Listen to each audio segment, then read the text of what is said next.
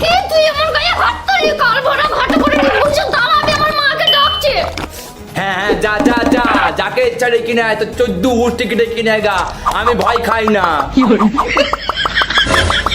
এই ঘাট করে নিবুছ ওরা উঠো জামাই তোর এত বড় সাহস তুই আমার মেয়ে। কি হলো সেটি দেখার আগে এক পাশে যদি টাকার বস্তা আর অন্য পাশে যদি তোমার দুঃখিনী মাকে রাখা হয় তাহলে তুমি কোনটি বেছে নিবে? তুমি যদি আমার মতো মাকে বেছে নাও তাহলে ভিডিওটিতে একটি লাইক করে চ্যানেলটি সাবস্ক্রাইব করে দাও।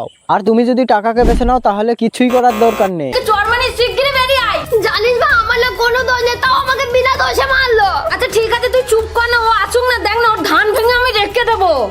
খবরদার আমার বাড়িতে গিয়ে দুজনা চিল্লাবেন না। চিল্লাবো না মানে আলবাত চিল্লাবো পুরো গ্রামের লোককে এক জায়গায় করবো। তুই আমার মেয়েকে চোর মেরেছিস কেন? তোর সাহস খুব বেড়ে গেছে। তুই কি ভেবেছিস তুই বেঁচে যাবে? তুই আমার মেয়েকে চোর মারবি আর আমি তোকে ছেড়ে দেবো? চর মারবো না তো কি করবো?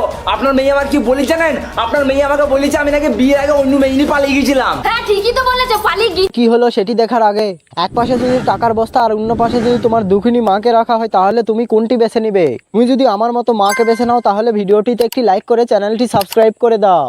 আর তুমি যদি টাকাকে বেছে নাও তাহলে কিছুই করার দরকার নেই। ছেলে বলেই তো বলেছে। হ্যাঁ হ্যাঁ তো আমি কি একা পালিয়েছিলাম নাকি? আপনার মেয়েও তো বিয়ের আগে পালিয়ে গিয়েছিল।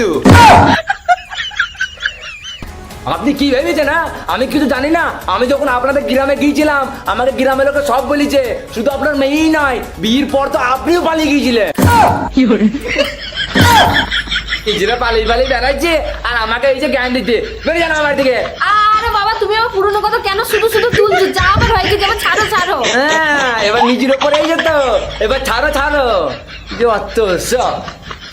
এই যে ভাগ্যিস জামাই চলে গেল না হলে এক্ষুনি আমার খাপ খুলে দিত।